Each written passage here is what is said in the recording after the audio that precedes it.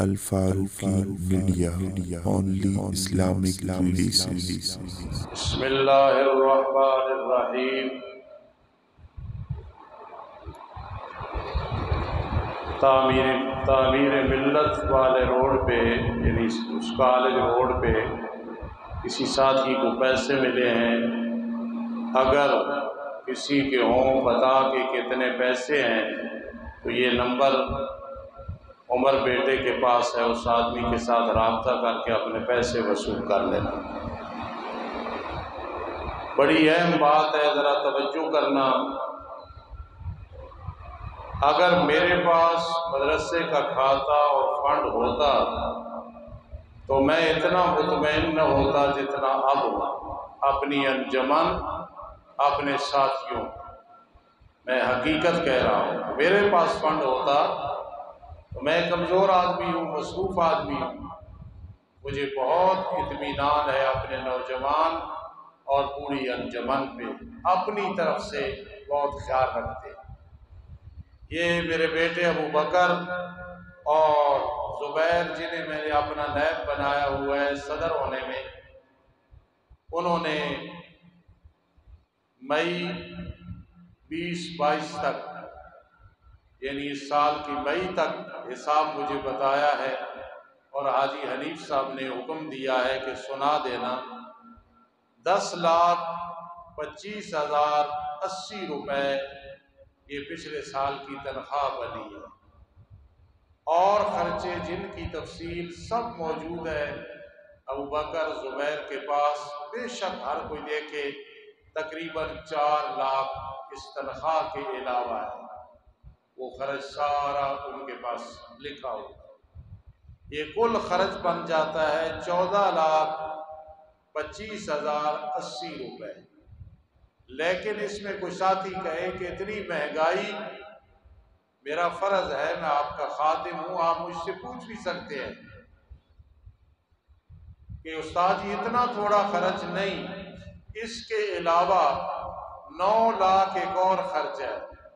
وہ بھی ہر وقت ہر آدمی، بچہ بھی مجھ سے پوچھ سکتا ہے، جو کسی کھاتے میں نہیں لکھا جاتا. اللہ کی توفیق کے ساتھ 55 سے لے کے 60,000 تک ہر مہینے میں یہ فقیر خرچ کرتا ہے. اس مہینے میں آج حساب کیا تو 60 ہوگا تقریباً، جو تنخواہوں میں وظیفوں میں جائے گا. تو اب 14 کو اس میں 9 اور داخل کریں. پھر میرے بھائی حاجی عبدالرشید صاحب، بیٹے سیف اللہ صاحب کے پاس جو راشن ہے، یہ چینی ہے، یہ دالیں ہیں وغیرہ، وہ اس کے علاوہ ہے. وہ یہ مسجد کا کام ختم ہوگا، مکمل ہوگا، وہ بھی میں آپ کو انشاءاللہ تفصیل سے سناؤں گا. میں نے خود حاجی سیف اللہ صاحب کو کہا کہ یہ کام ختم ہونے دو تاکہ ایک ہی دفعہ ہم رزلٹ اور بجٹ وہ سنا دیں. اب آمدن مدرسے کی حاجی حنیف صاحب کے پاس، ابو بکر کے پاس 17,87,316 روپے تھی اس سال کی، رمضان کی کاپیاں وغیرہ، اور سابقہ بچت تھی 68,682 روپے. یہ کل بن گئی 18,55,995. ایک ایک روپے کو چیک کر سکتے ہو. اور جب اس سے یہ نکالے 14,25,000 تو اب ہمارے پاس مدرسے کے پیسے 4,30,918 روپے ہمارے پاس ہیں. دعا کرنا اللہ پاک اس میں برکت دے. لیکن ہمارے دوسرے حاجی صاحب کے پاس جو حساب ہے، میں نے خود کہا ہے کہ مسجد کا کام ختم ہو جائے گا، پھر تاکہ ایک ہی دفعہ میں بیان کر دوں، آخر میری جو ہے نا ذمہ داری ہے. اور اس کے علاوہ مسجد کا کل خرچ پچھلے سال کا، یہ 2022 کی مئی تک 1,99,580 ہے. اس میں مسجد کا جو خرچ ہے، کوئی وائرنگ ہو گئی، کوئی بلب ہو گیا، کوئی جنریٹر ہو گیا.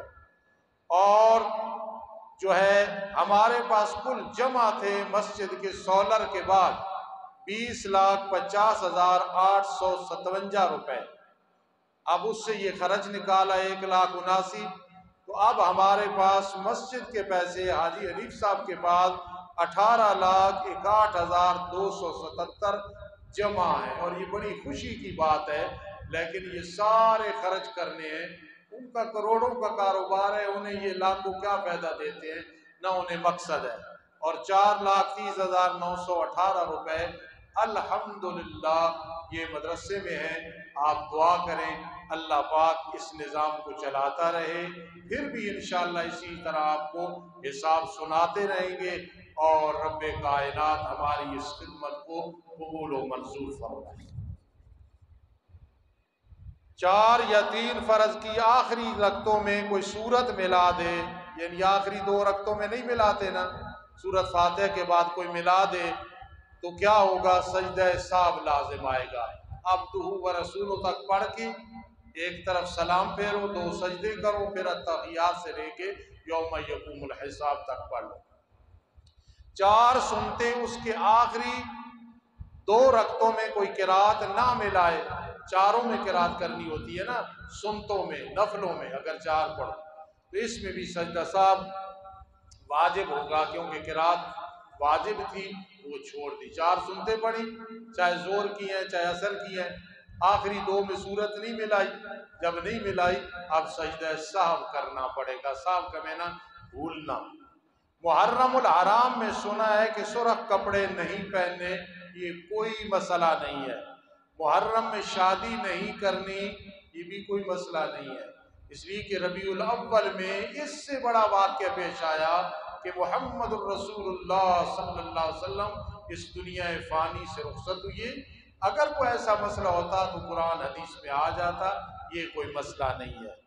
قبرستان میں جا کے قبریں ٹھیک کرنا، وہ جب بھی جاؤ قبر پہ کوئی مٹی کا خطرہ ہو، قبر کے نقصان کا خطرہ ہو کہ پانی جائے گا، محرم کا کوئی مسئلہ نہیں، جب جاؤ قبر پہ دعا کرو جا کے ان میت کے لیے، ان کے ایصال ثواب کے لیے، کہ محرم میں جانا، پھر پانی ڈالنا، پھر مسر اوپر ڈالنا، کوئی چیز رکھ دینا، یہ بالکل سب بدعات ہیں۔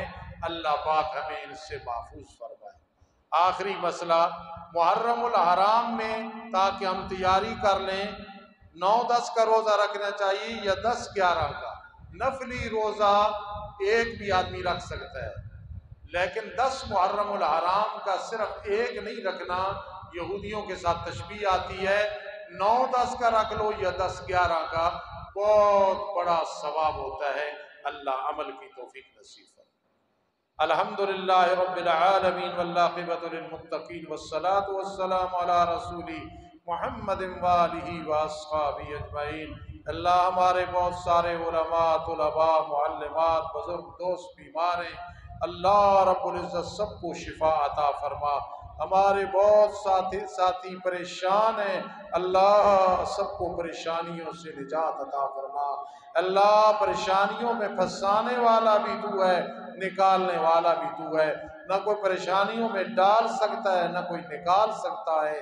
لا الہ الا انت یا مغیثو یا مغیثو یا مغیثو، لا الہ الا انت یا مغیثو یا مغیثو یا مغیثو، لا الہ الا انت سبحانک انی کنت من الظالمین، رب انی مغلوب فانتصر، رب انی مغلوب فانتصر، انما اشکو بثی وحزنی الی اللہ، انما اشکو بثی وحزنی الی اللہ۔ ہمارے علاقے میں ایک عالم ڈاکٹر ضیاء الرحمن صاحب چند دن پہلے فوت ہوئے، جمعیت ارشاد توحید و سنہ کے دایاں بازو تھے، اللہ انہیں غریق رحمت فرما، اللہ ان کے ادارے کو اللہ اسی طرح چلانے کی توفیق نصیب فرما، اللہ ان کے ورثاء لواحقین اولاد کو اہلیہ کو اللہ صبر جمیل عطا فرما، اے اللہ ہماری تمام مشکلات کا حل فرما، اللہ ہمارے وطن عزیز کے جو غدار ہیں اللہ انہیں ہدایت نصیب فرما، اللہ ہدایت نصیب فرما، اللہ ہمارے وطن عزیز کی حفاظت فرما، اے اللہ ہمارے وطن عزیز کو غلبہ عطا فرما، اے اللہ جتنے اس کے مخالف ہیں، منافقت کر رہے ہیں، اللہ سب کو ہدایت نصیب فرما، اللہ ہم سب کا خاتمہ بالایمان فرمانا، اللہ ہم سب کا خاتمہ بالایمان فرمانا۔ اللہ اتنی زندگیاں ہم گزار دی، آخرت کی تیاری نہ کر سکے، اللہ اب تیاری کرنے کی توفیق نصیب فرما۔ اپنے فضلوں کے ساتھ اللہ ہماری دنیا بھی بھلی کر دے، آخرت بھی بھلی کر دے، آمین یا رب العالمین برحمتک یا ارحم الراحمین۔